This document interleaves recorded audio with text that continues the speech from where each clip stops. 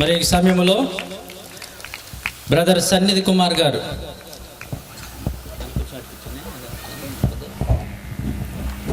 రచించినటువంటి స్వరకల్పన చేసినటువంటి ఒక పాట మరి ఆవిష్కరణ ఉన్నది కనుక ఈ సమయంలో ఒక సీడీ తీసుకురావాలి. వాణి గారు కూడా వేదిక మీదకి రావాల్సిందిగా ప్రభుపేట మనం చేసిన సమయం చాలా విలువైనది. ఒక సమయాన్ని మనం చక్కగా సద్వినియోగం చేసుకుందాం. అలాగే మరి దైవజనులు ముఖ్య వాక్యోపదేశకులైన వంశీ గారి ప్రార్థనతో ఈ యొక్క పాటను రిలీజ్ చేద్దాం. సన్నిధి కుమార్ గారు అలాగే సన్నిధి వాణి గారి మధ్య ఈ సమయంలో ఇక్కడ ఉన్నట్లయితే మరి పాట ఆవిష్కరణ దైవజనులు వంశీ అన్న గారు కార్యక్రమం జరిగిస్తారు.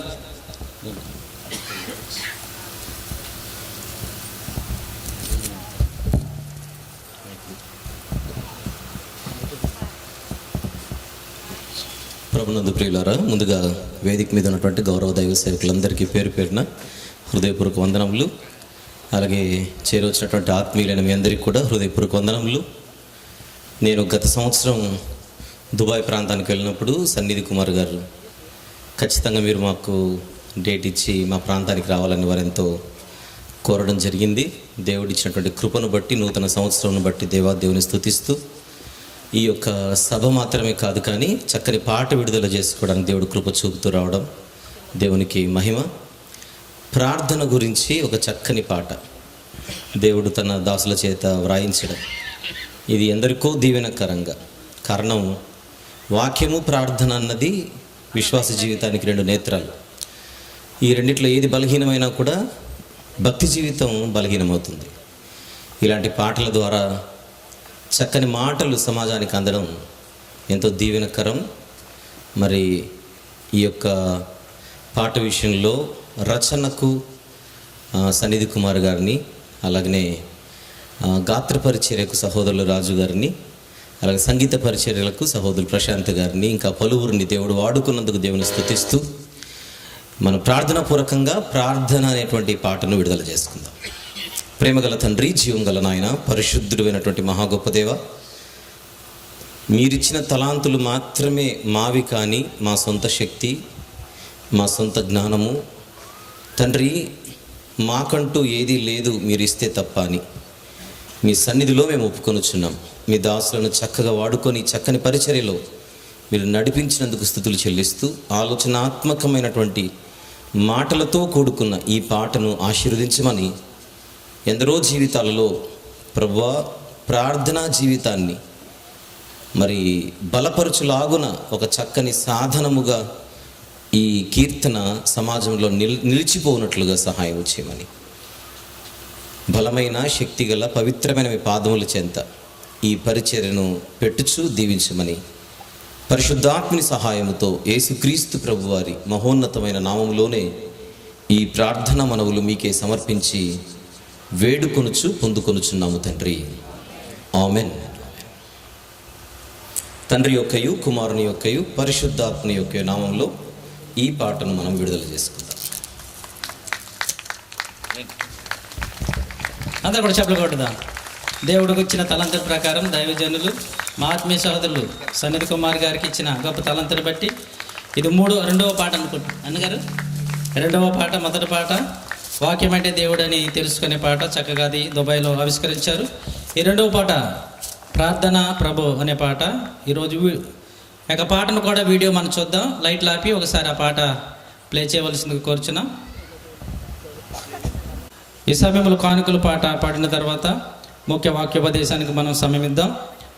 మరి ఈస్ట్ గోదావరి నుంచి వచ్చిన వై రాంబాబు గారు, సహోదరులు వై రాంబాబు గారు వచ్చి ఒక ప్రత్యేకమైన పాట పాడుచుండగా ఈ భారమైన పరిచర్య కొరకు మీ వంతు సహకారాన్ని కోరుచు మరి సమయం పాట పాడవలసిందిగా కోరుచున్నాం. సమయాన్ని ఇస్తున్నాం. లోకమంతా భోగముతో మరణించిన ఆత్మకి బాగుండదు, పాపముతో మరణిస్తే ఆత్మకు నరకమే తప్పదు. నీతిమంతుడు రోగముతో మరణించిన ఆత్మకి బాగు దూరమయ్యాక తనపై చూపించే ప్రేమ వ్యర్థం. మంచి కొరకు ఉపయోగించని ధనం ఎంత ఉన్నా సత్యం ఈ భూమిపై బ్రతుకుటి ప్రాముఖ్యం.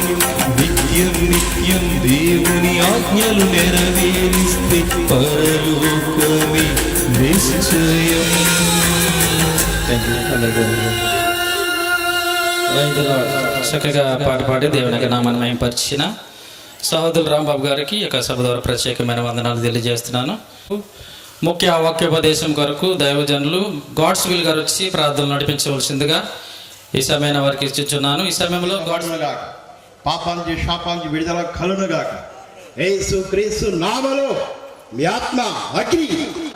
యేసు క్రీస్తు నామములో ఈ గ్రామం దీవించబడునుగాక. యేసు క్రీస్తు నామములో మీ ఆత్మ అగ్ని అభిషేకం కుమ్మరించబడునుగాక. పాపానికి శాపానికి ప్రజలు విడుదల కలునుగాక. ఈ సువర్తమానం ద్వారా యేసు క్రీస్తు నామములో వచ్చిన బిడ్డ దీవించబడును చింతబడునుగాక. ఈ సువర్తమానం ద్వారా ప్రజలు దీవించబడునుగాక. దేవా మీకే స్తోత్రం. మీ నామములో కార్యములు జరిగించి దీవెన చేస్తాయా. ఈ గ్రామంలో ప్రజలందరూ రక్షించుకుని రాకర్షితపరచుకోరు. యేసు క్రీస్తు నామములో దేవా మీ బిడ్డకిచ్చిన కానుకలు దీవించండి, ఆస్వాదించండి. ఎవరైతే మీకు ఇచ్చి ఉన్న వారి బిడ్డ దీవించబడును గాక.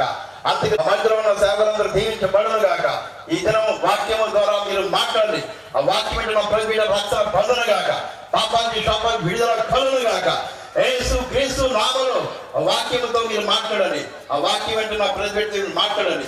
ఈ దినం ఏ బిడ్డకి ఏవైతే వాక్యం అవసరమై ఉందో ఆ వాక్యం ద్వారా మీ బిడ్డతో మీరు మాట్లాడి విషయాన్ని దయచేయండి. దేవా మీకే స్తోత్రం. ఈ గ్రామంలో ప్రజలతో మీరు మాట్లాడండి. ఇక్కడ సేవకులు అలాగే వాడుకుని మా మధ్యలో సేవకులందరూ దీవించి ఆస్వాదించి అభివృద్ధి చేసి అందరినీ ఆకర్షించవచ్చుమని యేసు క్రీస్తు నామములో ప్రార్థన చేయించున్నాం తండ్రి. ఆమేన్. బైబిల్ ట్రస్ట్ మినిస్ట్రీ హైదరాబాద్ వారు మా మధ్యలో ఉన్నారు కనుక అందరూ కూడా చప్పట్లు కొడుతూ ప్రేమపూర్వకంగా ఆహ్వానిద్దాం.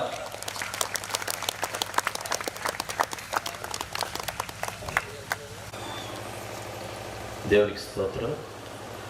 ప్రభు పేరిట మరొకసారి వేదిక మీద సేవకులందరికీ, వచ్చిన విశ్వాసులు, ఆత్మీయులందరికీ ఈ యొక్క శబ్దం ద్వారా ఈ మాటలు నా హృదయపూర్వక వందనములు పేరు పేరున ప్రతి ఒక్కరికి తెలియజేయించిన మనకున్నటువంటి సమయాన్ని వినియోగించుకునే ముఖ్య ఉద్దేశం మనసులో పెట్టుకొని మనం ఈ సమయాన్ని వినియోగించుకుందాం.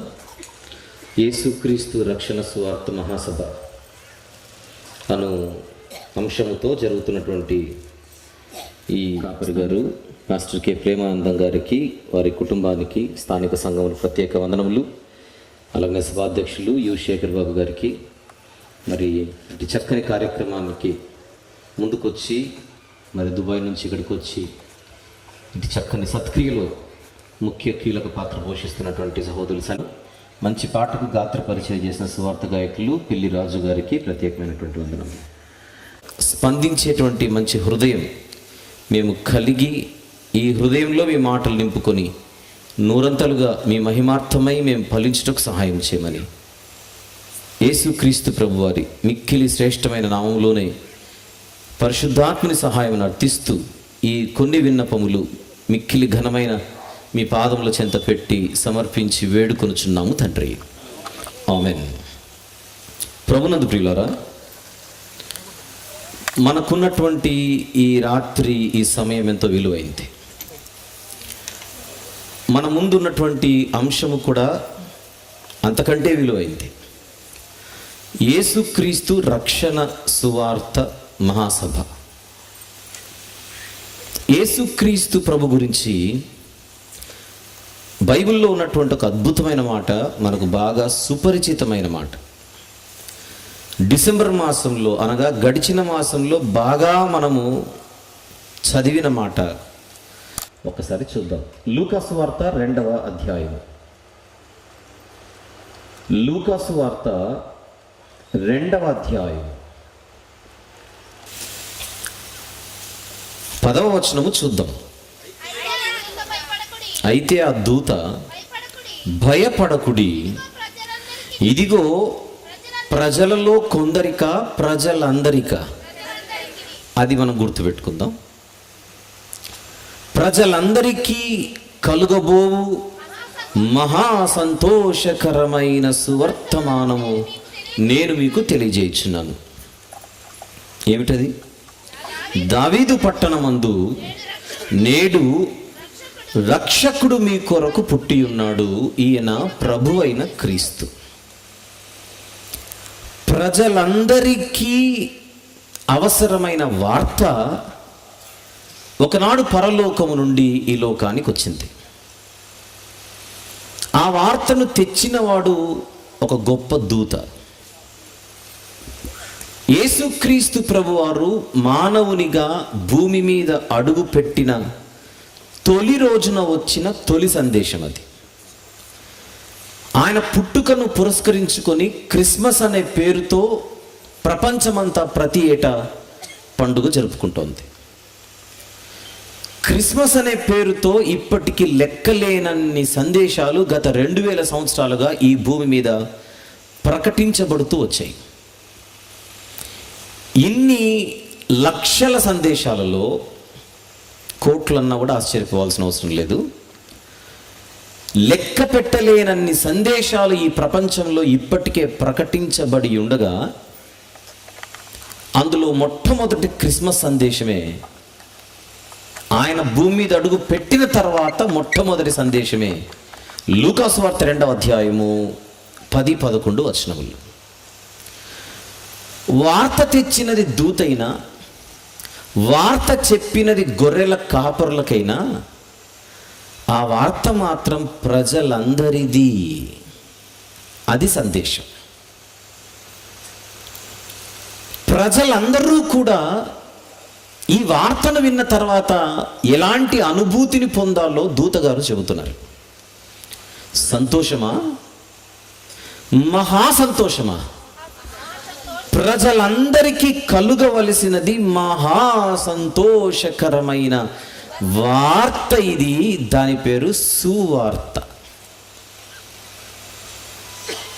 సువార్త అంటే క్రీస్తును గూర్చిన మాట, అది సువార్త. ఇంతకాయన ఎవరు అని అడిగితే అక్కడ చెబుతున్నాడు దూతగారు, రక్షకుడు దావీదు పట్టణమందు నేడు ఒక రక్షకుడా. రక్షకుడా అక్కడేముంది? రక్షకుడే. ఇంకా 2వ రక్షకుడు, 3వ రక్షకుడు, 4వ రక్షకుడు ఉండరు. బడిలో టీచర్లు ఎక్కువ మంది ఉంటారు, కోర్టులో లాయర్లు ఎందరో ఉంటారు, ఆసుపత్రిలో డాక్టర్లు ఎందరో ఉంటారు, ప్రభుత్వంలో మంత్రులు ఎందరో ఉంటారు. కానీ రక్షకుడు మాత్రం ప్రపంచానికి ఒక్కడే. ఆయన పేరే యేసు క్రీస్తు. ఇది సత్యం. పెయింటర్ అనే పదం వాడితే మనకు వెంటనే ఆయన పెయింట్ చేస్తాడు అని గుర్తొస్తుంది. డ్రైవర్ అని మనం పదం వాడితే ఆయన డ్రైవ్ చేస్తాడు. టీచర్ అనే పదం వాడితే ఆయన టీచ్ చేస్తాడు. మరి రక్షకుడు అనే పదం వాడితే ఆయన రక్షిస్తాడు అని అర్థం కావాలి. రక్షకుడు అనే పదములోనే ఆయన పనేంటో కనబడుతోంది. ప్రజలందరూ ఎందుకు సంతోషించాలి అని అడిగితే వచ్చిన రక్షకుడు ఇచ్చేదే రక్షణ. నశించిన దానిని వెదకి రక్షించుటకే ఈ లోకానికి ఆయన వచ్చాడు. పాపులను రక్షించుటకే ఆయన ఈ లోకానికి వచ్చాడు. తన ప్రజలను వారి పాపముల నుండి రక్షించుటకే ఆయన ఈ లోకానికి వచ్చాడు.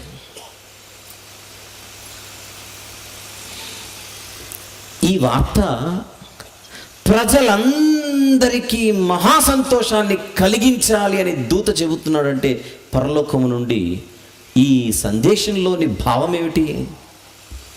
రక్షణ అందరికీ అవసరం. పారాసెటమాల్ ట్యాబ్లెట్ అందరికీ ఏం అవసరం లేదు, జ్వరం వచ్చినోడికి. సారిడాన్ అందరికి అవసరం లేదు, తలనొప్పునోడికి. రక్షణ మాత్రం అందరికీ. ఎందుకు?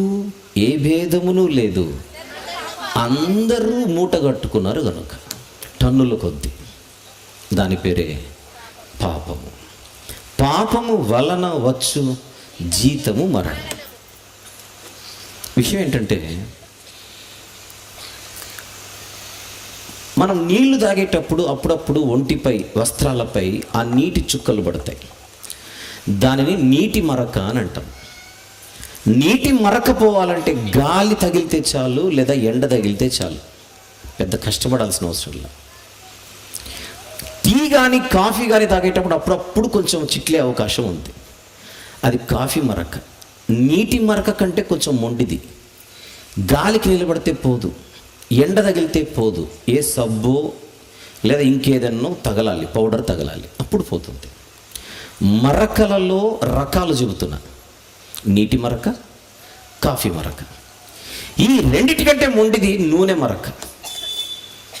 తినేటప్పుడు ఆ కూరలోని నూనె పడితే ఫ్యాన్ ఆన్ చేస్తే పోదు, 5లో పెడితే కుదరదు.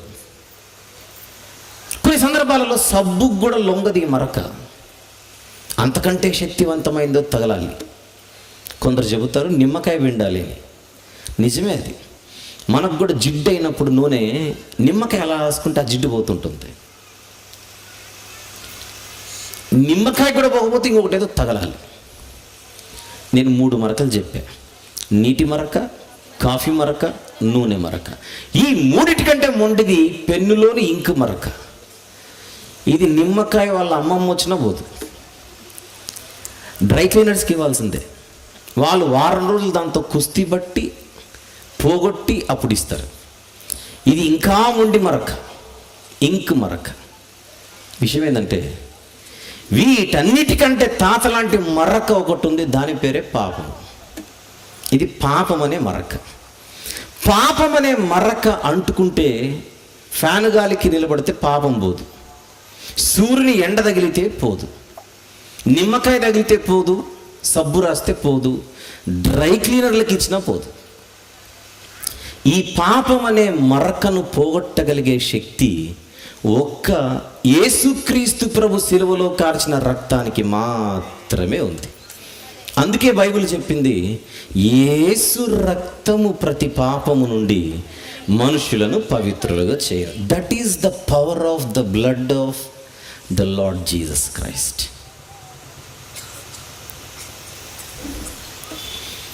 ఈ రాత్రి మనము కూడుకున్న సభ పేరు యేసుక్రీస్తు రక్షణ సువార్త సభ. మన గురించి మాట్లాడుకోవడానికి కాదు సభ ఇది. మన గొప్పతనం గురించి మాట్లాడుకోవడానికి అసలే కాదు.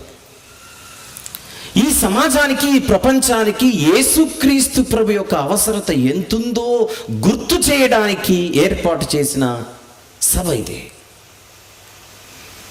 సువార్త సభ.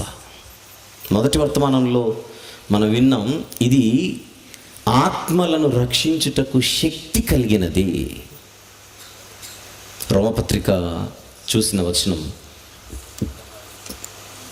1వ అధ్యాయంలో చూసిన మాటను ఇంకొకసారి చూద్దాం.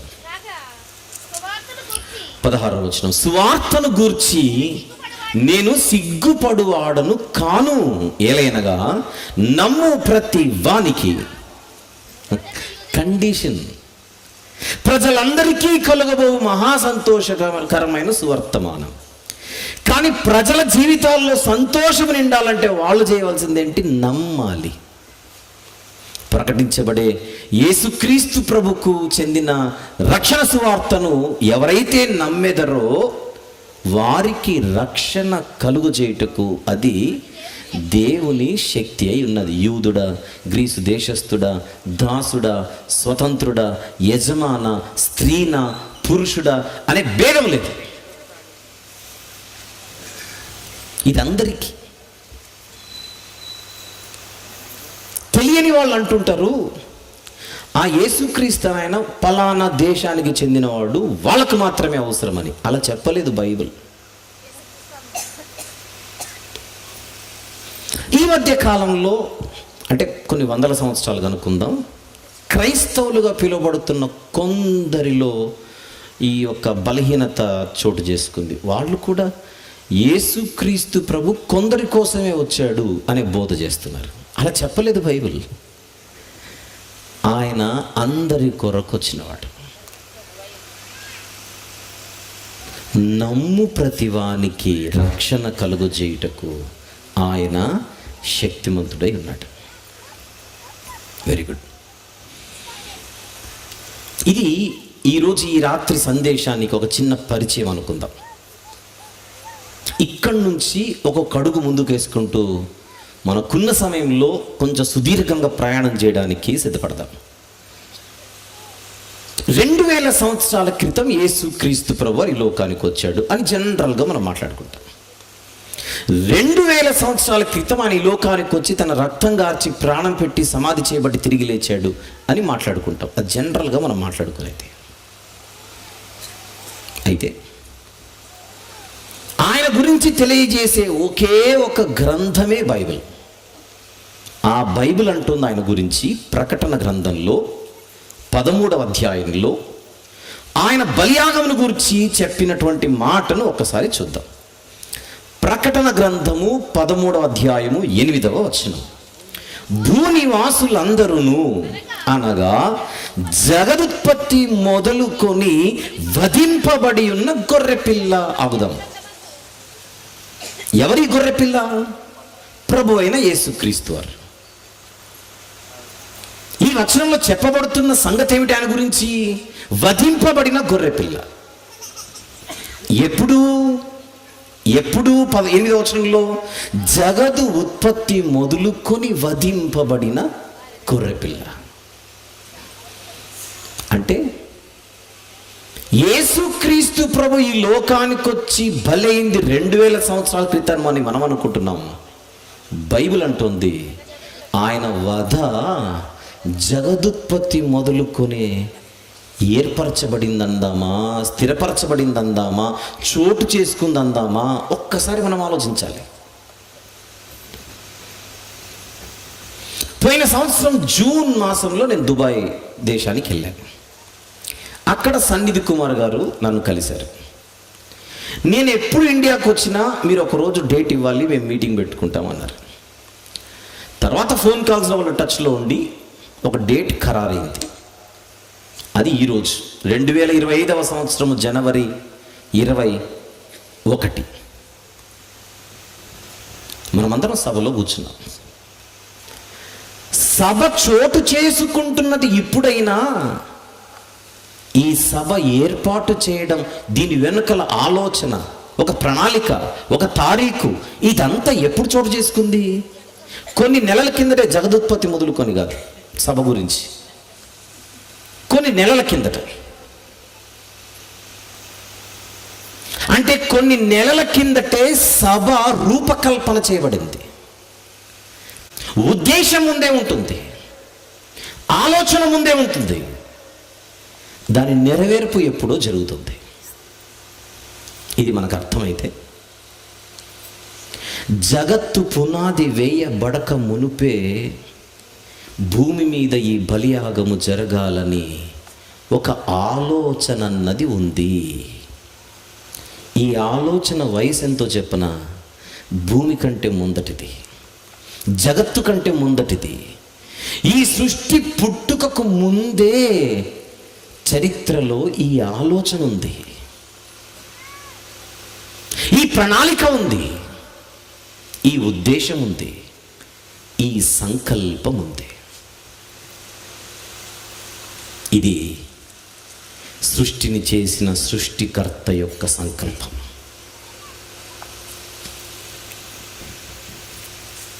ఆ సంకల్పం గురించి రాత్రి కొద్దిసేపు ఆలోచిద్దాం. సువార్త అంటే ఏదో ఆషామాషిగా 3 అక్షరాల పదం అనుకుంటున్నాం. నో, సువార్త అన్నది క్రీస్తును గూర్చిన మాట అయితే, అసలు క్రీస్తును గూర్చిన వ్యవస్థ, క్రీస్తును గూర్చిన ఈ ఏర్పాటు, క్రీస్తు బలియాగమును గూర్చినటువంటి ఈ అద్భుతమైనటువంటి ఈ కార్యం ఏదైతే ఉందో దాని పేరు సువార్త అయితే, ఈ సువార్త వెనుక ఒక అనాది సంకల్పం, ఆలోచన.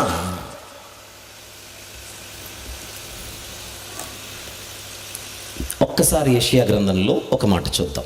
46వ అధ్యాయం యెషయా గ్రంథం. యెషయా గ్రంథము 46వ అధ్యాయం 10వ వచనం ఒకసారి చూద్దాం. 10 ఏమంటున్నాడు ఆయన 10వ వచనంలో? నా ఆలోచన నిలుస్తుందా పడిపోతుందా? ఏమని చెప్తున్నాను నేను స్టేట్మెంట్? నా ఆలోచన నిలిచేది. నెక్స్ట్, నా చిత్తం అంతయు నెరవేర్చుకొనేదను. రెండు విషయాలు ఇక్కడ. నా ఆలోచన నిలుచును అంటే దేవుని ఆలోచన ఏమై ఉంది? నిలిచే ఆలోచన అయి ఉంది. తెలుగులో ఆలోచన అనే పదాన్ని ఇంగ్లీష్లో పర్పస్ అని అంటారు, ఇంటెన్షన్ అని అంటారు, ప్లాన్ అని అంటారు. అంటే ఆలోచన అనే తెలుగు పదానికి కొన్ని పర్యాయ పదాలు ఉన్నాయి. ఆలోచన, ఉద్దేశము, ప్రణాళిక, సంకల్పం. అక్కడ ఆలోచన అన్న చోట 4 పదాలను మీ ముందు పెట్టాను. ఆలోచన, ఉద్దేశము, ప్రణాళిక, సంకల్పం. చెప్పండి, ఏమి నిలుచును? దేవుని ఆలోచన నిలుచును, లేదా దేవుని ఉద్దేశము నిలుచును, లేదా దేవుని ప్రణాళిక నిలుచును, లేదా దేవుని సంకల్పము నిలుచును. ఏదేను వనం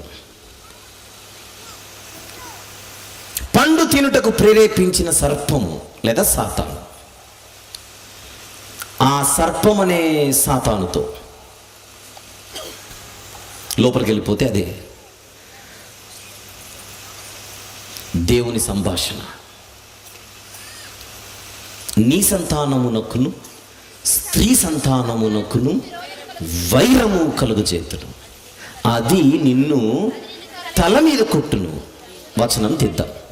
ఆదికాండము 3వ అధ్యాయం, ఆదికాండము 3వ అధ్యాయం 15వ వచనము చూద్దాం. మరియు నీకును స్త్రీకిని, సర్పముతో సంభాషణ ఇది, నీకును స్త్రీకిని నీ సంతానమునకును ఆమె సంతానమునకును వైరము కలుగజేదును, వైరము కలుగజేసేదను, అది నిన్ను తల మీద కొట్టును అన్నదానికి అది అన్న చోట కింద ఫుట్ నోట్లో ఏముంది? ఆయన స్త్రీ సంతానముగా వచ్చి నిన్ను ఒక ఆయన కొట్టును. అది ప్రవచనం అంటారు దాన్ని. ఏదెను వనములో ప్రవచనం అది. ఆది మహాఘట సర్పం అని ఎవరికి పేరు? అపవాదికి. అపవాది తలను చితక త్రొక్కుటకు ఒక ఆయన వచ్చును. లోకములోనికి పాపము ప్రవేశించిన క్షణాన ప్రవచింపబడుతున్న ప్రవచనం ఇది. చెప్పండి, ఎవరైనా స్త్రీ సంతానముగా పుట్టి అపవాదిని వాని క్రియలను లయపరుచుటకు ఈ లోకంలో ప్రత్యక్షమైన ఆయన పేరేమిటి? ప్రభు అయిన యేసుక్రీస్తు. పాత నిబంధనలో ఆయనను మెస్సియా అని పిలిచారు. అందుకే దీనిని మెస్సియానిక్ ప్రాఫెసీ అని అంటారు.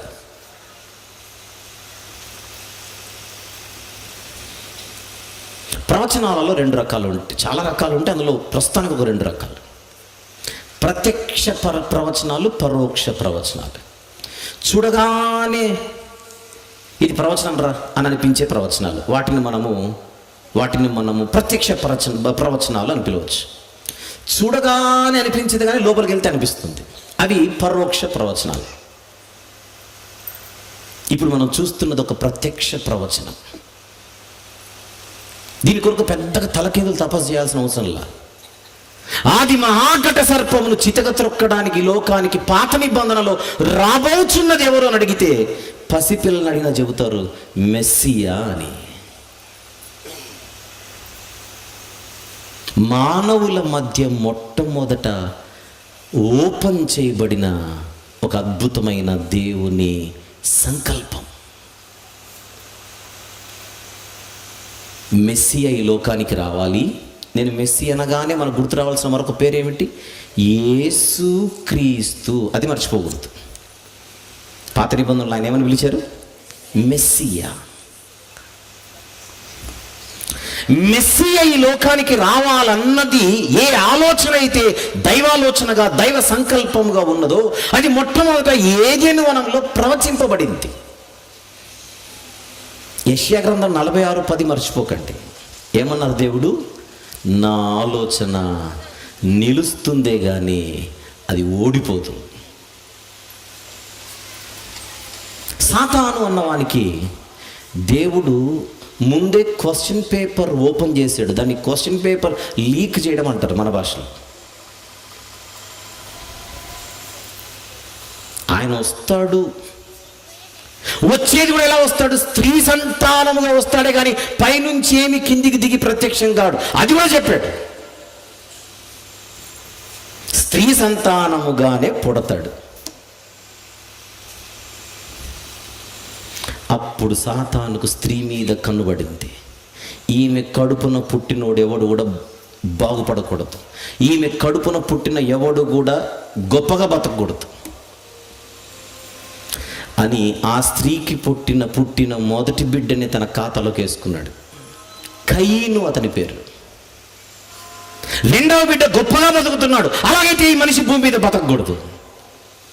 బతికుంటే నా వెనుక ఉండాలి, నా వెనుక లేకపోతే సచ్చి తీరండి. ఇది సాతాను ఆలోచన. కయీను తన సంబంధిగా మార్చుకున్నాడు. కయీనును హేబేలు భూమి మీద బతకకుండా చంపించేశాడు. ఇక్కడ గమనించాల్సింది ఏంటో చెప్పనా? స్త్రీ సంతానముగా ఎవడు పుట్టినా వాడు బతికితే నా కొరకు బతకాలి. ఒకవేళ దేవుని కొరకు బతకాల్సి వస్తే భూమి మీద ఉండకూడదు. ఎందుకు ఇదంతా? అసలు ఆయన ఈ లోకానికి రాకూడదు. ఆదికాండం 3:15 ఒక ఆయన వస్తాడని ముందు చెప్పాడుగా, ఆయన రాకూడదు. ఆయన రాకుండా చేయాలి. అందుకొరకు స్త్రీ సంతానాన్ని నేను పట్టుకోవాలి. దేవుడు విసురుతున్న సవాల్ ఏమిటి? నా ఆలోచన నిలుస్తుందే కానీ ఓడిపోదు. నువ్వు ట్రై చేయి. అక్కడ తాగలేదు దేవుడు. ఇంకా ముందుకెళ్తే ఆదికాండము 12వ అధ్యాయానికి వచ్చేసరికి సాతానుకి ఇంకా క్లూ ఇచ్చాడు. చెప్పనా ఏమిటి ఆ క్లూ? ఆదికాండము 12వ అధ్యాయం 3వ వచనం చూద్దాం. నిన్ను ఆశీర్వదించు వారిని ఆశీర్వదించేదను. ఎవరితో ఈ మాట? అబ్రహాము గారితో.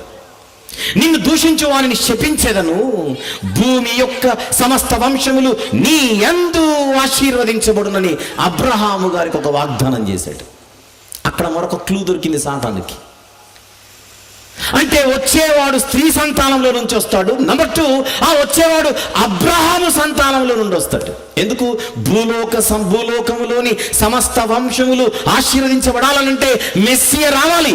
ప్రజలందరికీ కలుగబోవు మహా సంతోషకరమైన సువర్తమానం. అది ఎక్కడ? లూకా సువార్తలు వచ్చింది అనుకుంటున్నాం. ఆది కాండం నుండే స్టార్ట్ అయింది సువార్త ప్రకటన. సువార్త ప్రకటన ఎక్కడ స్టార్ట్ అయింది? ఏదైనా వనములో. సువార్త అంటే క్రీస్తును గూర్చిన మాట. క్రీస్తును గూర్చిన మాట ఎక్కడ ప్రారంభమైంది? తొలి రోజుల్లోనే ఏదైనాలో.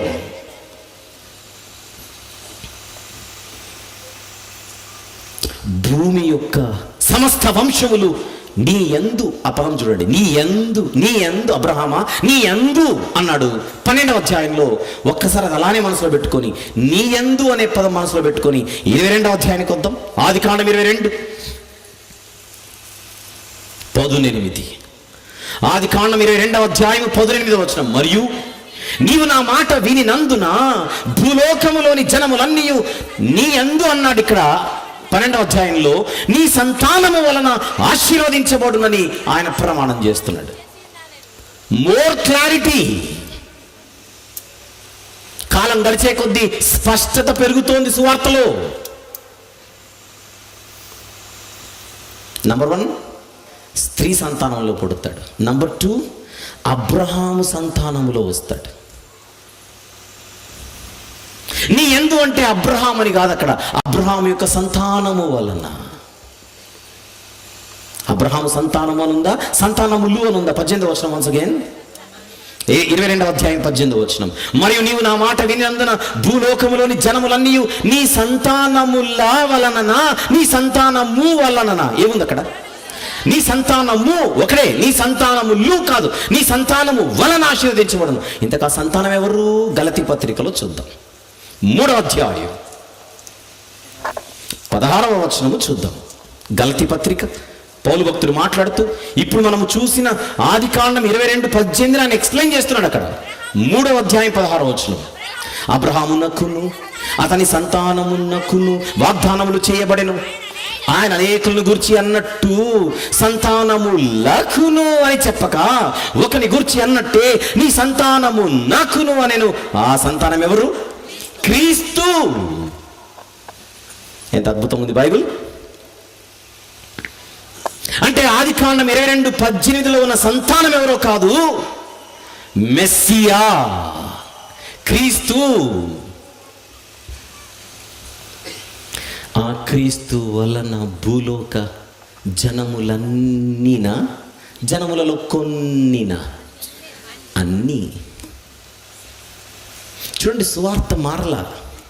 సమస్త వంశములు అన్నాడు 12వ అధ్యాయంలో, జనములన్నీ అన్నాడు 22వ అధ్యాయంలో, ప్రజలందరికీ అన్నాడు దూత లూకా సువార్త 2లో.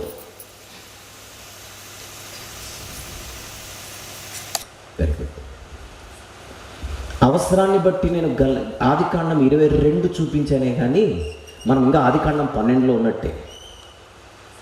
ఆదికాండం 12లో సాతానుకు దొరుకుతున్న క్లూ ఏమిటి? అబ్రహాము ఫ్యామిలీ నుంచి వస్తాడన్నమాట, నన్ను కొట్టేవాడు. ఆదికాండం 12వ అధ్యాయంలో అబ్రహాము గారి భార్య పేరేమిటి? శారమ్మ. అప్పుడు అర్థమైంది ఎవరికి. అంతెందుకు, 12 నుంచి 15వ అధ్యాయానికి వద్దాం ఒకసారి. 15 ఆదికాండము 15వ అధ్యాయం 4వ వచనం చూద్దాం. యెహోవా వాక్యం అతని యొద్దకు వచ్చి, ఇతడు నీకు వారసుడు కాడు, నీ గర్భవాసమున పుట్టబోచున్నవాడు నీకు వారసుడగును. మళ్ళీ వాగ్దానం, పిల్లలు లేరనే బాధతో బతుకొద్దు అబ్రహాము, నీకు నేను త్వరలో పిల్లలు ఇవ్వబోతున్నాను, నీకు కుమారుడు పుట్టును. చెప్పండి, ఆదికాండం 15వ అధ్యాయంలో అబ్రహాము గారి భార్య ఎవరు? శారమ్మనే. అంటే నీకు ఒక కుమారుడు పుడతాడు అని అంటే దాని అర్థం ఏంటి? నీకు శారా గారికి ఇద్దరికి కలిపి బిడ్డ పుడతాడు. అడిగి అర్థమై వెంటనే శారమ్మ దగ్గరికి వెళ్ళాడు. నీకు పిల్లలు పుట్టరు, ఇంకొక ఆమెను ప్రపోజ్ చేయి, ఆమె ద్వారా కంటాడు, నువ్వు మాత్రం సైలెంట్గా ఉండు. ఇప్పుడు శారమ్మను నడిపించింది ఎవరు అనుకుంటున్నారు? 16వ అధ్యాయంలో వాడే. ఎందుకు? ఆడికి బాగా తెలుసు దేవుని సంకల్పము అబ్రహాము ఫ్యామిలీలో ఉంది, అది నిలవకూడదు, అది చెరిగిపోవాలి. చెరిగిపోవాలంటే శారమ్మ సైలెంట్ అయిపోవాలి అని ఆమెను వెనక్కి లాగాడు. హాగర్ను ముందు పెట్టాడు, బిడ్డ పుట్టాడు. ఇప్పుడు విషయం ఏంటంటే అబ్రహాము గారి ఫోకస్ అంతా ఇష్మాయిల్ పైన ఉంది. అప్పుడు మళ్ళీ దేవుడు వచ్చాడు 17వ అధ్యాయం 17 15వ వచనం నుండి చూద్దాం. 15 నుంచి. మరియు దేవుడు నీ భార్య అయిన శారయి పేరు శారయి. అప్పటికి ఇష్మాయిల్ పుట్టేశాడు. 16వ అధ్యాయంలో చివరికి ఇష్మాయిల్ పుట్టేశాడు. ఇప్పుడు 17వ అధ్యాయం 15వ వచనం. మరియు నీ దేవుడు నీ భార్య అయిన శారయి పేరు శారయి అనవద్దు, ఏలైనగా ఆమె పేరు శారా. నేను ఆమెను ఆశీర్వదించి ఆమె వలన నీకు కుమారుని కలుగజేసేదను, నేను ఆమెను ఆశీర్వదించేదను, ఆమె జనములకు తల్లి అయి ఉండును, జనముల రాజులు ఆమె వలన కలుగుదురని అబ్రహాముతో చెప్పాను. ఏంటి ఇంత మెసేజ్ చెప్తున్నావు శారమ్మ గురించి? అసలు నీ భార్యను ఎందుకు పక్కన పెట్టావయ్యా నువ్వు? ఆమె కదా నా సంకల్పంలో ఉండేది. 18వ వచనంలో అంత దేవుడు చెప్పిన తర్వాత అబ్రహాము గారి పిటిషన్ చూడండి ఏముందో. అబ్రహాము, ఇష్మాయేలు నీ సన్నిధిని బ్రతుకును అనుగ్రహించు అని ప్రార్థన చేస్తున్నాడు. దేవుడు మాట్లాడుతున్న సబ్జెక్ట్ ఏంటి? నేను చేస్తున్న ప్రార్థన ఏమిటి? అప్పుడు 19వ వచనములో ఆయన అంటున్న మాట, దేవుడు నీ భార్య అయిన శారా నిశ్చయముగా నీకు కుమారుని కనును, నీవు అతనికి ఇస్సాకు అని పేరు పెట్టదు, అతని తరువాత అతని సంతానము కొరకు నిత్య నిబంధనగా నా నిబంధనను అతనితో స్థిరపరిచేదను. Focus on Isaac. నేను మాట్లాడుతున్న మళ్ళీ చెబుతున్నా నీకు, నీ భార్య అనేక జనములకు తల్లవుతుంది. నమ్ము. సంతోషం ప్రజలందరికీ కలగబో సంతోషానికి ఒక సాధనంగా నీ బిడ్డ నేను వాడుకుంటాను, ఇస్సాకుని. ఇష్మాయిల్ నేను చూసుకుంటా. కానీ ఇది నిమ్మకాయని పిండితే సారం ఎట్లొస్తుందో బైబిల్లోని 66 పుస్తకాలను పిండితే కారేదే యేసుక్రీస్తు ప్రభు యొక్క రక్తం. క్రైస్ట్ సెంటర్డ్ బైబిల్ ఇది. మీరు యేసుప్రభుని పక్కన పెట్టి బైబిల్ చదివితే గుడ్డిగా చదువుతున్నట్టే, ట్రాక్లో చదువుతున్నట్టు కాదు. ఇక్కడ దేవుని గొప్పతనం ఏంటంటే ఏ రూట్లో వస్తాడో ముందే ఓపెన్ చేస్తున్నాడు. నీకు దమ్ముంటే అన్నట్టు ఉంది ఇక్కడ స్టోరీ. ఇస్సాకు అబ్రహాంకి ఇష్మాయిలు బిడ్డే, కానీ నిన్ను కొట్టేవాడు వచ్చేది ఇస్సాకు నుండి. దమ్ముంటే అప్పు. ఇస్సాకుకి 2 పుత్రులు, నిబంధన యాకోబుతో. యాకోబుకు 12 మంది పుత్రులు, అందులో యూదా గోత్రం స్పెషల్. చూద్దాం 49వ అధ్యాయం, ఆది కాండము 49వ అధ్యాయం 8 నుంచి 10 వచనములు చూద్దాం. 8 నుండి 10 వచనములు. యూదా, నీ సహోదరులు నిన్ను స్తుతించెదరు, నీ చెయ్యి నీ శత్రువుల మెడ మీద ఒడ్డును, నీ తండ్రి కుమారులను ఎదుట సాగిలపడుదురు. యూదా కొదమ సింహము. 10వ వచనం, షిలోహు వచ్చు వరకు యూదా యుద్ధ నుండి దండము తొలగదు, అతని కాళ్ళ మధ్య నుండి రాజదండము తొలగదు, ప్రజలు అతనికి విధేయులయందురు. ఎవరి గురించిది? మెస్సియ గురించి.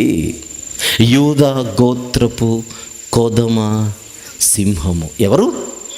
మెస్సియా.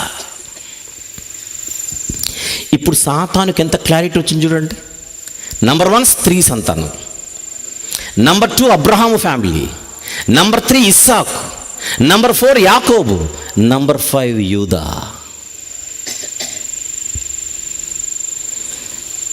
ఎవడైనా శత్రువుకి ఎన్ని క్లూస్ ఇస్తాడా? దేవుడు క్లూస్ ఇచ్చి ఫైటింగ్ చేస్తున్నాడు. అప్పుడు అపవాది ఫరో దగ్గరకు వచ్చాడు. నీ ఐగుప్తు దేశంలో ఒక జనాంగం రోజు రోజుకి విస్తరిస్తుంది, ఆ జనాంగములో నుండి మగబిడ్డలు ఇక మీదట పుట్టకూడదు, పుడితే చంపేయి. అది నిర్గమకాండం తెలుసు మనకు. హెబ్రీయుల స్త్రీలు మగబిడ్డను కంటే మీరు చంపేయాలి అని రాజాజ్ఞ. పాపం అపవాది వర్కౌట్ కాల. ఎందుకు?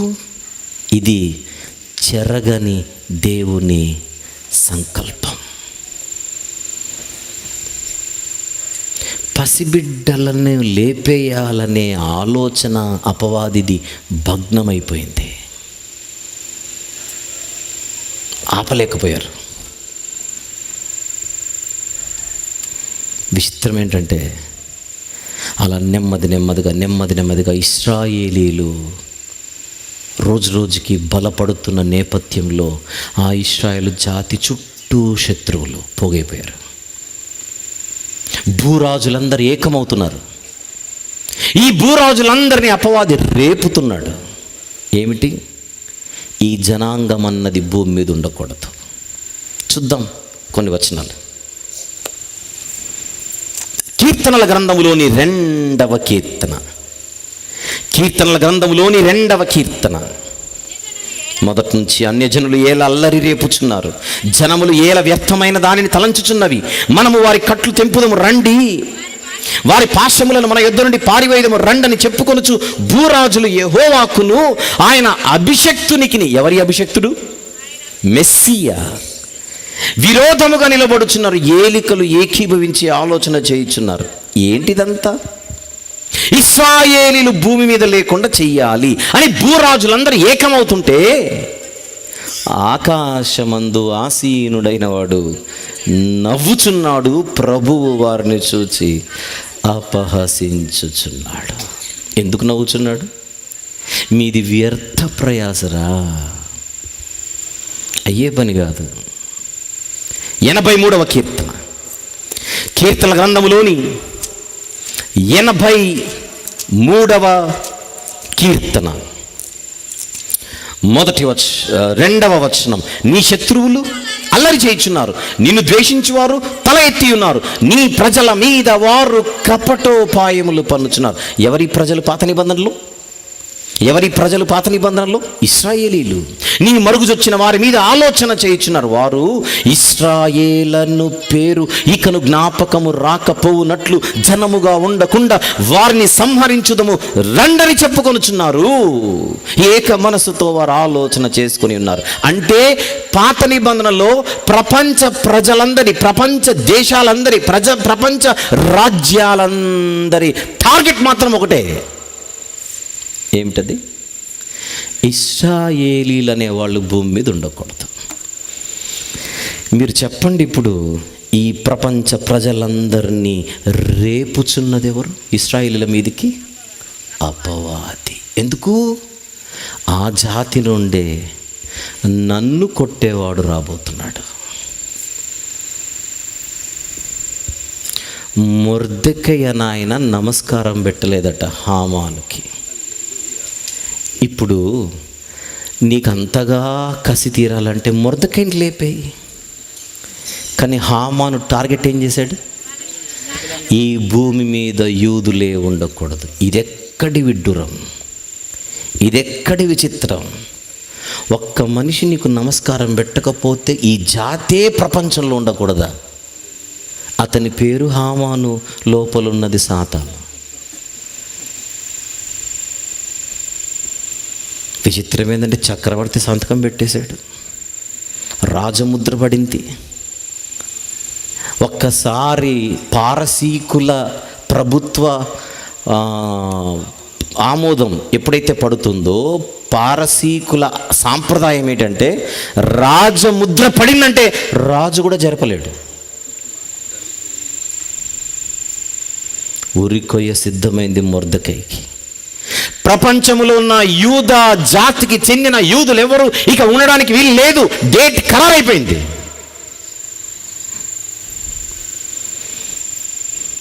విచిత్రం ఏంటంటే ఉరికయ్య అలాగనే ఉంది, మనిషి మారాడు. మొర్దెకై తల ఎత్తాడు, హామాను తల దించాడు. ఎందుకో చెప్పనా? ఇది దేవుని చెరగని సంకల్పం. అపవాది ఆలోచనలను మనము చరిత్రలో చూడగలగాలి. రాకూడదు, ఆయన రాకూడదు. అది వాడి గేమ్ అంతా ఒకటే, వాడి ఫైటింగ్ అంతా ఒకటే. ఆయన రాకూడదు. క్లూ నాకు బాగా ఇచ్చేసాడు. స్త్రీ సంతానం, నెంబర్ 2 అబ్రహాము ఫ్యామిలీ, నెంబర్ 3 ఇస్సాకు, నెంబర్ 4 యాకోబు, నెంబర్ 5 యూదా లేదా ఇశ్రాయేలీలు. ఇంకా చెప్పనా? దావీదు వంశము.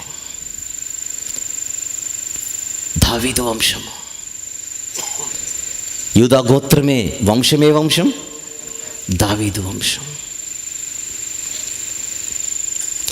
ప్రవచనం అవసరమైతే రాసుకోండి. సమూయేలు 2వ గ్రంథం 7వ అధ్యాయం. సమూయేలు 2వ గ్రంథం 7వ అధ్యాయము 12 నుంచి 14 వచనములు. అంత అవసరం లేదు, కానీ రాసుకుంటే చాలు. నీ దినములు సంపూర్ణములగునప్పుడు నీవు నీ పితరులతో కూడా నిద్రించిన తర్వాత నీ గర్భములో నుండి వచ్చిన నీ సంతతిని హెచ్చించి రాజ్యమును అతనికి స్థిరపరిచేది. 14వ వచనం వరకు వెళ్తే అది అందులో దానిని ద్విముఖ ప్రవచనం అంటారు. త్వరలో సొలొమోను, సుదూరములో ప్రభువైన యేసుక్రీస్తు వారు. వీటిని డబుల్ ప్రాఫెసీస్ అంటారు, లేదా 2-fold ప్రాఫెసీస్ అని అంటారు. రైట్. దావీదు అన్న ఆయన ఏ గ్రామానికి చెందినవాడు? బేత్లెహేము.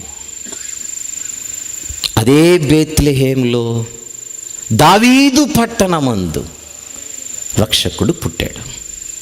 అది జరగకూడదనే కదా ఇంతకాలం వాడు ఫైట్ చేసింది. పుట్టకూడదనుకున్నవాడు పుట్టేశాడు. ఇప్పుడు ఏం చేయాలి? ఇప్పటికైనా మించిపోయింది లేదు. ఆ బేత్లెహేము పరిసర ప్రాంతాల్లో ఉండే పిల్లలను లేపేయాలి. ఇప్పుడు హేరోదును ప్రేరేపించాడు. బేత్లెహేము పరిసర ప్రాంతాల్లో ఉన్న వారిని, పసిపిల్లలను లేపే. కుదరలా.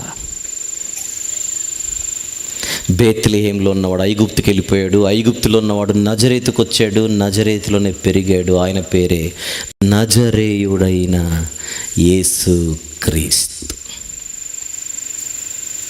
ఆయన బతికున్నప్పుడు ఎన్నోసార్లు చంపాలనుకున్నారు. విచిత్రం ఏంటంటే వాళ్ళు ట్రై చేసిన వర్కౌట్ అవ్వాల. ఎందుకు? ప్రభువు చెప్పాడు, ఎవడు నా ప్రాణమును తీసుకోడు, నా అంతట నేనే నా ప్రాణమును పెట్టుచున్నాను. విషయం ఏంటో చెప్పనా? యేసు ప్రభు మరణించింది ఒక పండుగలో. ఆ పండుగ పేరు పస్కా పండుగ.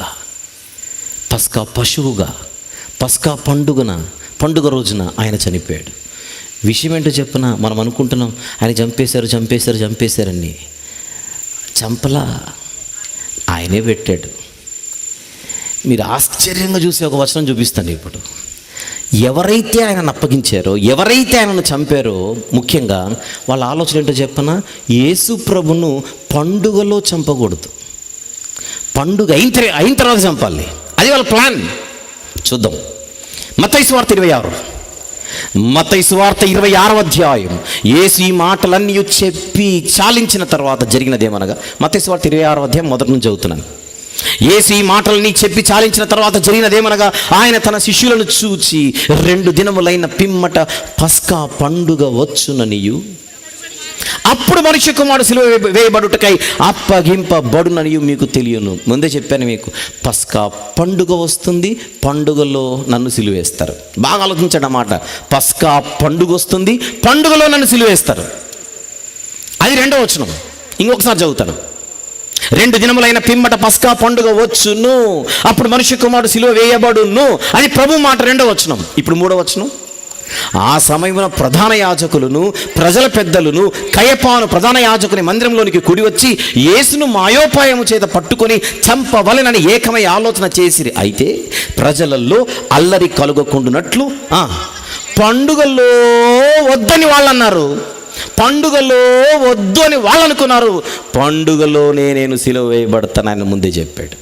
ఏది జరిగిందో మీరే చెప్పాలి. పండుగల్లో సిలువ వేయబడ్డాడు, పండుగ తర్వాతనా? పండుగలోనే. ఎందుకు? ఇది చెరగని దేవుని ఆలోచన, సంకల్పం. నా ఆలోచన నిలుచును. ఆ సిలువను గూర్చిన వార్తే సువార్త. ఈ సువార్త దేవుని చెరగని ఆలోచన. ఆదికాండములోని ఏదేను వనము నుంచి స్టార్ట్ అయింది భూమి మీద సువార్త ప్రకటన. ఎవరిది? ఇక్కడ పేరు ఉంది, యేసుక్రీస్తు రక్షణ సువార్త స్టార్ట్ అయింది. ఫస్ట్ మీటింగ్ ఎక్కడో చెప్పనా? మట్టపర్రు కాదు, ఏదేను తోట. ఏదేను తోటలో స్టార్ట్ అయిన సువార్త ప్రకటన యాత్ర మట్టపర్రు వరకు వచ్చింది. ఎవడు ఆపలేకపోయాడు. గత 2000 సంవత్సరాలుగా ఇది భూమి అందంతటా ప్రకటించబడుతూనే ఉంది. ఈ సువార్తకు సంఖ్యలు వేయాలని చాలామంది ఆలోచిస్తుంటారు. అవ్వదు, వ్యర్థ ప్రయాస. అలా ఎవరైనా అనుకుంటే ఆకాశమందు ఆసీనుడైన వాడు నవ్వుచూ ఉంటాడు. గాలిని పట్టుకోవడానికైనా నీ ప్రయాస? No chance. పౌలు గారిని సంకెళ్ళు వేసి బంధిస్తే ఆయన అంటున్నాడు, నన్ను బంధించారు, వాక్యము బంధింపబడి ఉండలేదు. మీకు గుర్తుంటే ఇది 2025, 5 సంవత్సరాల కిందట 2020 మ్యాచ్ జరుగుతోంది ప్రపంచంలో. దాని పేరు కరోనా. 2020 మ్యాచే కదా అది. అది గ్రౌండ్లోకి దిగింది, మిగిలిన వాళ్ళు ఇంటికి వెళ్ళిపోయారు. దాని పేరు లాక్డౌన్. ఏ ప్రాణి బయటికి రాలేదు, వస్తే ప్రాణం పోతుంది. ప్రపంచ ప్రజలందరూ బంధించబడ్డారు, ఒక్క సువార్త మాత్రమే ప్రపంచమంతా తిరిగింది. అవునా కదా? మీకు గుర్తుంటే చెప్పండి. కరోనా మనల్ని బంధించింది, ప్రార్థనను బంధించలా. కరోనా ప్రపంచాన్ని బంధించింది. కరోనా అప్పుడే వాక్యం ఎక్కువ ప్రకటించబడింది. ఎందుకంటే చావు కళ్ళ ముందు కనపడుతుంటే ఎవరికైనా దిక్కులేని వాళ్ళకి దేవుడే దిక్కు. అందరికీ దేవుడే. ఇప్పుడు ప్రపంచం లాక్ అయిపోయింది, సువార్త పరుగులెత్తింది. ఎందుకో చెప్పనా? ఇది దేవుని చెరగని సంకల్పం. That is the power of gospel. సువార్తకుండే శక్తి ఏంటనుకుంటున్నారు? దేవుడే. ఈ ప్రపంచాన్ని సువార్త అన్న ఆయుధము చేత దేవుడు రక్షిస్తున్నాడు. సాతానుకే చుక్కలు కనపడ్డాయి చరిత్రలో. పిల్లపాములు లేస్తేలా? ఆది మహాఘట సర్పమే చావు దెబ్బకు లోనై శిలువ దగ్గర ఏం జరిగింది? శిలువ దగ్గర కొడతానని ముందే చెప్పిన ఆయన కొట్టాడు. శిలువ దగ్గర సాతానికి ఏం జరిగిందో చెప్పనా? తల మీద, ఆది మహాఘట సర్పం యొక్క తల మీద పడిన దెబ్బది. ఏ పాముకైనా తల మీద పడితే కొద్దిసేపు తోకతో డ్యాన్స్ వేయడమే, ఇంకంతకంటే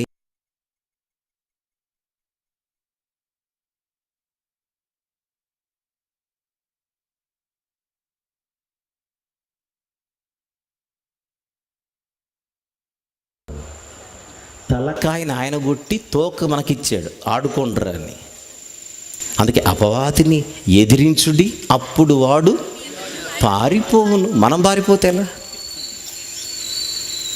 బైబిల్ ఎంత క్లియర్గా ఉందో ఆలోచించండి ఒకసారి. ఎంత క్లియర్గా ఉంది. సువార్త అంటే 3 అక్షరాల చిన్న పదము కాదు. ప్రపంచ ప్రజల జీవితాలలో ఆనందాన్ని నింపే శక్తివంతమైన సాధనం. మొదటి వర్తమానంలో దైవదాసులు అదే చెప్పింది. ఒకప్పుడు మనందరం ఆలోచించండి, ఎక్కడో బతుకులు. ఇక్కడ విషయం చెప్పనా? ఇంతమందిని ఏకము చేసిన ఒకే ఒక సాధనం సువార్త. ఈ సువార్తే గనక మనకు టచ్ అవ్వకపోయింటే మనం ఎవరిని టచ్ చేసేటోళ్ళం కాదు. అంటారా వాళ్ళు తక్కువ, వీళ్ళు ఎక్కువ, వాళ్ళు యూదులు, వీళ్ళు గ్రీసు దేశస్థులు, వీళ్ళు దాసులు, వీళ్ళు యజమానులు, ఇన్ని తారతమ్యాలు. మీరు చూస్తే ప్రపంచములో మానవులందరూ ఇన్ని కారణాలు పెట్టుకొని విడిపోతుంటారు. రంగును బట్టి, జాతిని బట్టి, దేశాన్ని బట్టి, ప్రాంతాన్ని బట్టి, జెండాను బట్టి, భాషను బట్టి, యాసను బట్టి, అబ్బో వర్గాలను బట్టి, పార్టీలను బట్టి ప్రపంచ ప్రజలందరూ రోజు రోజుకి విడిపోతుంటే, ఇంతగా విడిపోయిన వీరిని కలిపే శక్తి ఎవరికుందా అని ఈ మానవ సమాజం ఎదురు చూస్తుంటే, ఈ సమాజంలో కనబడుతున్న ఒకే ఒక జ్యోతి సువార్త. ఆ సువార్త ఎవరినైనా కలపగలదు. కలిపింది ఈరోజు వాళ్ళు. ఏంటి నీ పరిస్థితి ఏంటి? ఇవేం అడగం. మనమందరము యేసు క్రీస్తు ప్రభు యొక్క రక్తము వలన ఏకపట్టణస్థులమును ఒకే ఇంటికి చెందిన వారుగా మారిపోయాం. ఎంత ధన్యత, ఎంత శక్తి! నమ్ము ప్రతివానికి ఇది దేవుని శక్తి అయి ఉన్నది. మన వరకు వచ్చిన ఈ సువార్తను మనం పొందుకున్న ప్రయోజనం ఇతరులకు అందచేయవలసిన బాధ్యత మనందరిదే. ఎందుకు దీనిని మనం వినియోగించుకోకూడదు? బైబిల్ అంటోంది 60, 70, అధిక బలం ఉన్న ఎడల 80, అంతే. అంతకు మించి మనకు ఆయుష్ లేదు. కొద్ది కాలం ఉంటాం, తర్వాత వెళ్ళిపోతాం. ఇంత చిన్న వయసులో, ఇంత చిన్న ఆయుష్ కాలంలో ఆయన చిత్తానుసారంగా బ్రతికే ధన్యత మనకు లభించింది. ఆయన ఉద్దేశమును 10 మందికి తెలియజేసే భాగ్యం మనకు వచ్చింది. ఈ రెండింటిని మనం వినియోగించుకోవాలి. ఆయన చిత్తానుసారంగా జీవించుట, 10 మందికి ఈ సువార్తను అందించుట. ఇంత గొప్ప రక్షణ భాగ్యమును మనం నిర్లక్ష్యము చేసిన ఎడల ఎలాగో తప్పించుకుంది. బైబిల్ అంటుంది, ఇది ఏ మిక్కిలి అనుకూలమైన సమయం, నేడే రక్షణ దినం అంటోంది. ఈరోజు ఎవరైనా మీలో ప్రభు అయిన యేసుక్రీస్తు వారిని ఇంకా అంగీకరించక వాయిదాలు వేస్తుంటే ఎందుకు ఒక మంచి నిర్ణయం తీసుకోకూడదు? రక్షణ ఎలా వస్తుందని బైబిల్ని అడిగితే, ఆయనను ప్రభు అని నోటితో ఒప్పుకొని ఆయన మరణ సమాధి పునరుత్థానములను మనం విశ్వసించిన ఎడల, ఆయన కార్చిన రక్తములో మన జీవితాన్ని కడుగుకొనుటకు సూచనగా అతిక్రమములను దాచిపెట్టక వాటిని ఒప్పుకొని విడిచిపెట్టి పాపపు ఒప్పుకోలు ప్రార్థన ఆయన దగ్గరకు వచ్చి చేస్తే ఎంత ఘోర పాపినైనా రక్షించుటకు ఆయన సిద్ధంగా ఉన్నాడు. దానికి సూచనగా తండ్రి యొక్కయు, కుమారుని యొక్కయు, పరిశుద్ధాత్మని యొక్కయు నామములోనికి మనం బాప్తిసం తీసుకుంటే రక్షణ ఓడలోనికి మనం ప్రవేశిస్తాం. అది దేవుడు ఏర్పరిచిన క్రమం. దాని పేరు బ్యాప్టిజం అని అంటారు. అక్కడితో మన విశ్వాస యాత్ర ప్రారంభమవుతుంది. ఆయన రక్తములో ఒకసారి కడుక్కున్న తర్వాత ఆయన వాక్యముతో ప్రతిదినము మనము ఉదక స్నానము చేయాలి. వాక్యం చేత మన జీవితాలను అలంకరించుకోవాలి. ఈరోజు ఇంతకు మునిపే బ్యాప్టిజం తీసుకున్నవారు ఎవరైతే ఉన్నారో, నేను ఎలాగైతే తీసుకున్నానో మీరు కూడా అలాగే మనమందరము ప్రతిదినము వాక్యముతో ఉదక స్నానము చేస్తూ మన జీవితాన్ని దేవుని ఎదుట మరింతగా మెరుగుపరుచుకుంటూ ప్రయాణం చేయాలి. ఈ గైడెన్స్ అంతా మనకు బైబిల్లో కనబడుతుంది. దీనిని వినియోగించుకోవాల్సిన కర్తవ్యం మనందరిది. ప్రియమైన దేవుని వారలారా, ఈ రాత్రి సభలో 2 వర్తమానములు, ఈ 2 వర్తమానములు మన ముందుకు వచ్చింది రక్షణలోనికి రాని వారిని ఆహ్వానించడానికి, రక్షణ ఓడలోనికి వచ్చిన వారిని ఈ రక్షణను పోగొట్టుకోవద్దు అని హెచ్చరించడానికి. అరారాతు పర్వతాలపై నిలిచేంతవరకు నోవహు గారి కుటుంబం ఓడల్లోనే ఉండాలి. బయటికి వెళ్ళి ఆడుకొని వస్తామంటే ఇంకా లోపలికి రావడానికి అవకాశం ఉండదు. ఇది అంతే. ఒకసారి వెలిగింపబడిన తర్వాత నేను బయటికి వెళ్ళిపోతానంటే కుదరదు. ఈ ఓడలోనే ఉండాలి. ప్రళయం వచ్చిన ఈ ఓడ తొణకదు. అంత శక్తివంతమైనది ఈ రక్షణ అనే ఓడ. ఈ మాటలు వినిపింపజేయడానికే స్థానికంగా ప్రేమానందం గారు దైవ సేవకులు, వారి మిత్రులు సన్నిధి కుమార్ గారు, అలాగనే మా ప్రియ తమ్ముడు గిద్యోను గారు, వీరందరూ దుబాయ్లో ఉంటూ సభాధ్యక్షులుగా ఉన్నటువంటి శేఖర్ గారు, వీళ్ళందరూ కూడా దుబాయ్లో కలిసి అక్కడ వారు ప్రభు పరిచర్యలో ఉంటూ తిరిగి సొంత దేశానికి వచ్చిన తర్వాత కూడా మేము ఇదే మిత్రబంధముతో, సహోదర ప్రేమతో, సత్క్రియల యందు మేము ఆసక్తి కలిగి ముందుకు సాగాలి అని వారు ఆలోచించి ఇంతమంది మంచి దైవ సేవకులను ఆహ్వానించి, ఇంతమంది విశ్వాసులను ఆహ్వానించి ఏర్పాటు చేసి ఈ మాటలు వినిపించడానికి వారు ముందుకు వచ్చారు. విత్తబడిన ఈ విత్తనాలన్నీ అందరి హృదయాలలో గొప్పగా ఫలించాలి. అలా వ్యర్థమైపోకూడదు. అలాంటి ఒక చక్కని నిర్ణయం మనం తీసుకోవాలి. నేను ముగించే ముందుగా మొదటిసారి మీ మధ్యకు వచ్చాను కనుక చిన్న పరిచయం చేసుకొని నేను ముగిస్తాను.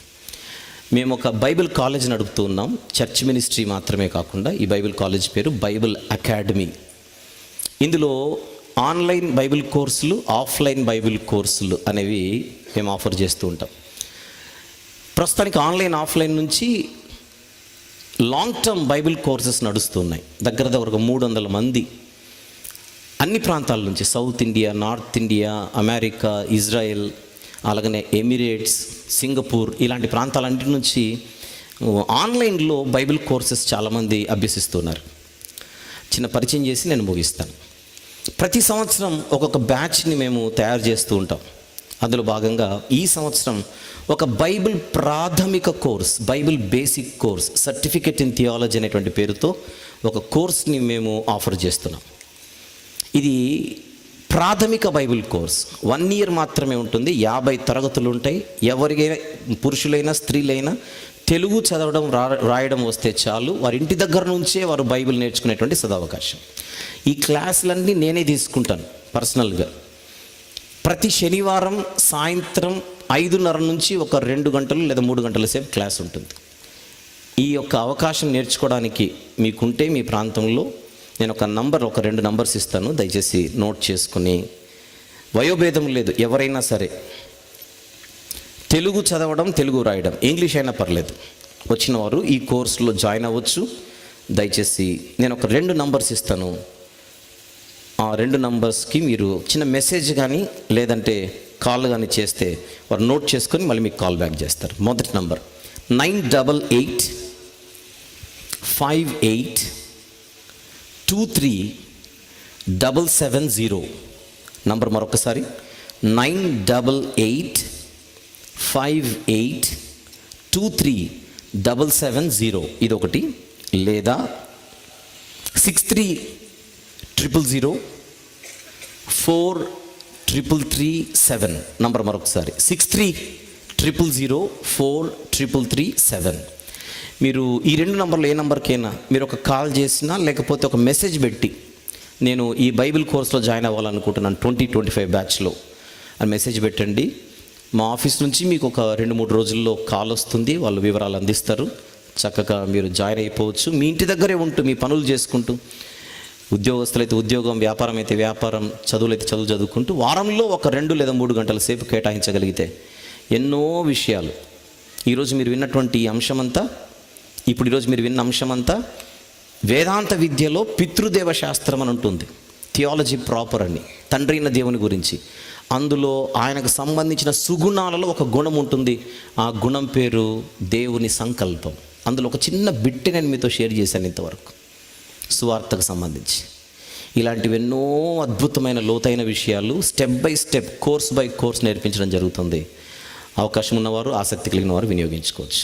మరొకసారి వేదిక మీద ఉన్న దైవ సేవకులకు, స్థానిక సంఘ కాపరి గారికి, సన్నిధి కుమార్ గారికి, సభాధ్యక్షులకు, అలాగనే ప్రియతమ్ముడు గిద్యోను గారికి, అందరికీ పేరు పేరున నా హృదయపూర్వక వందనములు తెలియజేయచ్చు. ఈ మాటలు ముగిస్తున్నాను. చిన్న ప్రార్థన చేసుకుందాం. ప్రేమగల తండ్రి, జీవం గల నాయన, పరిశుద్ధుడైన మహా గొప్ప దేవ, ఇంత చక్కని వాతావరణాన్ని మాకు అనుగ్రహించి ఈ శ్రేష్టమైనటువంటి మాటలు మేమందరము ధ్యానించుటకు మీరిచ్చినటువంటి ఇంత గొప్ప భాగ్యమును బట్టి స్తుతులు చెల్లిస్తూ ఉన్నాం. విత్తబడిన ప్రతి మాట అందరి హృదయాలలో నూరంతలుగా ఫలించుటకు సహాయం చేయండి నాయన. ఈ రక్షణ సువార్తలోని శక్తి మరియు ఆవశ్యకత ఎంతుందో అందరూ గుర్తించి గ్రహించి సువార్త వెలుగు చేత అనేక మంది జీవితాలు నింపుటకు, సాధనాలుగా వాడబడుటకు సహాయము చేయమని ఈ రాత్రి సభకు మీరు సాధనాలుగా వాడుకున్న మీ పిల్లలందరినీ బట్టి స్తుతులు చెల్లిస్తూ వారందరికీ రావాల్సిన ఈవులు గొప్పగా అనుగ్రహించమని మరొకసారి మిమ్మును మాత్రమే స్తుతిస్తూ, మహిమపరుస్తూ, ఘనపరుచుచు యేసుక్రీస్తు ప్రభువారి దివ్యమైన నామములోని ప్రార్థన మనవులు మీకే సమర్పించి వేడుకొనుచు పొందుకొని ఉన్నాము తండ్రి. Amen, amen, amen. ప్రభుపేట అందరికీ వదనములు. Thank you very much.